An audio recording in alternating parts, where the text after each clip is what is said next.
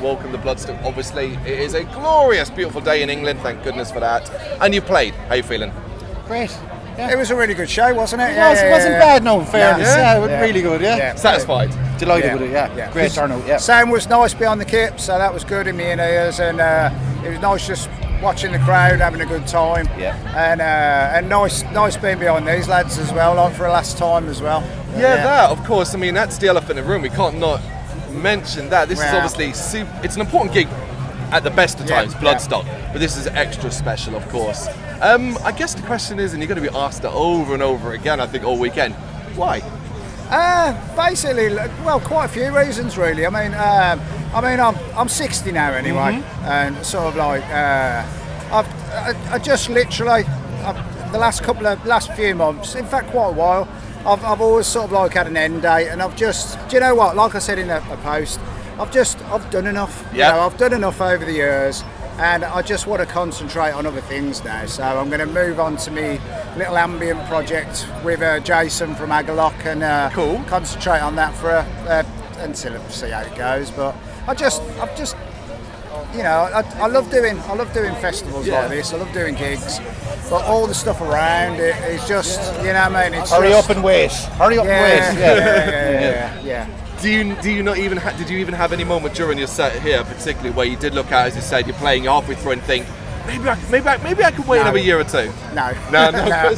I've had a long time to think about it, and the lads have known for quite a long time as well. And but yeah, I'm happy, and I've like I say, I've had, although I've sort of like done things in my own time and at my own pace over the years. I've done enough, you know. I've done Bolt Thrower, Memoriam, Darkened, all that kind of stuff. So, and it's just been nice to just finish off with DeathCollector, having a bit of fun. It's just a bit of fun, knocking out some tunes that we want to play, and it's been a great way to finish off.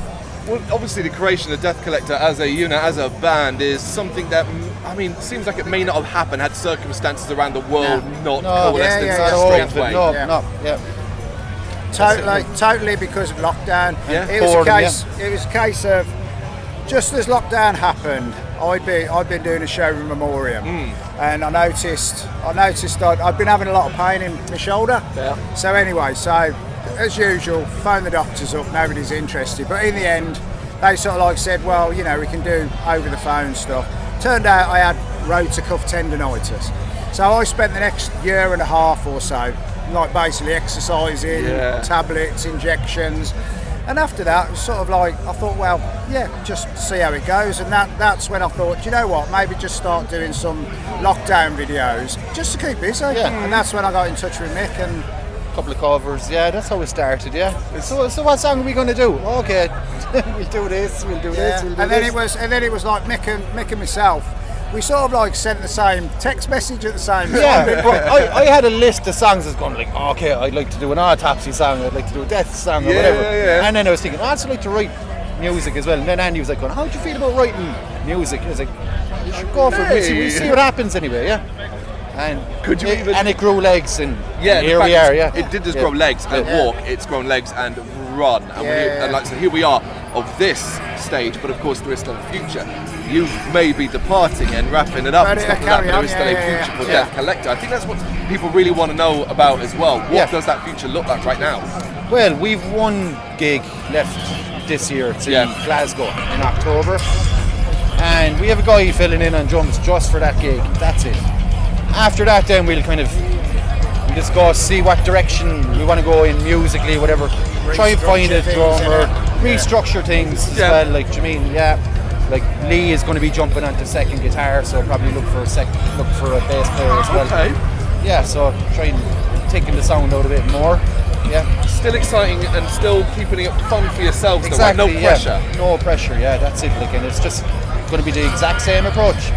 I don't. In a way, though, I don't think if the band tried to make it, you know, like we'll say, right, we'll turn this into a proper band. I just think it wouldn't work anyway, because we've all got different lives, different bands as well, families, jobs. The inevitability of it all, whether you want to or not, you're going to have to do all the other stuff that comes around with it to work enough to be in a band, and you're not let's be honest, earning a ton of money from it, so you have to keep busy elsewhere. Like some guys play football, they play rugby and stuff like that at weekend. Like I go off and play gigs. That's it. I love it. Are you still playing that heavy metal? Yeah, I am. Yeah. I sit in my bedroom looking out the back window playing my drums. But what a career, what a life you've made from it already. And we are at Bloodstock. Are you planning to stay the entire weekend? No, I'm getting off tonight. Tonight.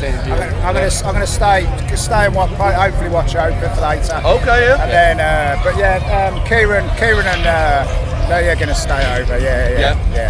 So you're just staying and chill and watch Opeth. Any other bands you're particularly interested in seeing? You want to give a shout out to? I want to watch. Well, I don't know if I'm going to manage to see it. I want to watch Enslaved, wasn't it? Right. Rotting Christ. Grand Negus. Yeah.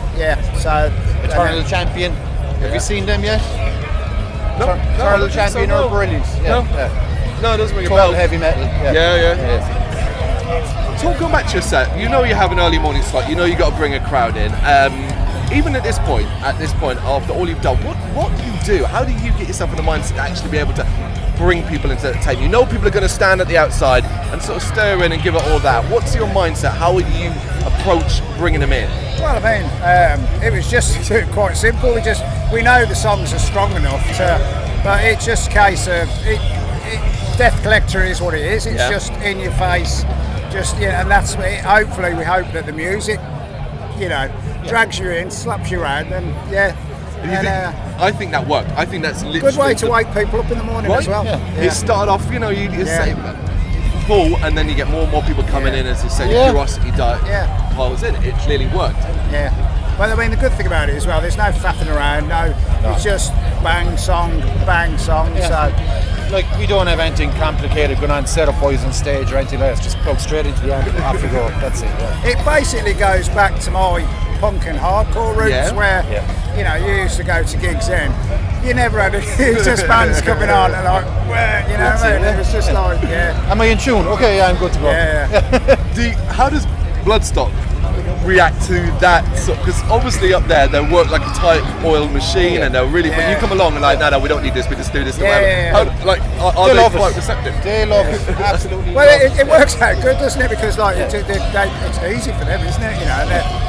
Like the guys said, right, there's a drum kit, set it up, no problem. Just sort of like, that's it. Like, are you running any effects? No. What you need? Just guitars and my monitor. That's it.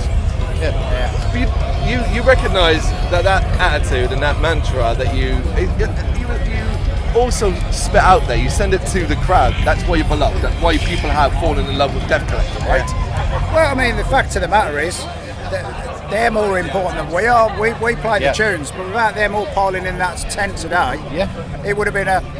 But you've moved on from. It feels like you've moved on from the whole X bands. Like okay, this person plays in it, and they're in this X band, and that's how initially it's first sold. Yeah. But now it's like, oh no, this is DeathCollector. It feels like we've got to that stage now where people are recognising that. Yeah. They're coming along because they're fans of DeathCollector rather than fans of Brrraaains and so on. Yeah, I know what you mean.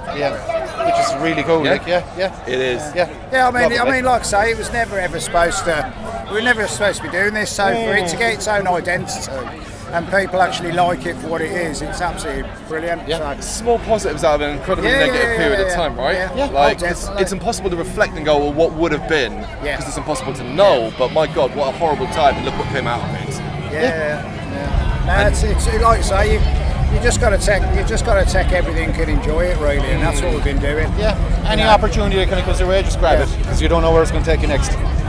So importantly, DeathCollector, there is a future. We will see what that is as you go on over the next year and two. And yourself, you described an ambient project. Yeah, that's it. I'm going to mention it. I'm going to go on with it. It's sort of like a dark.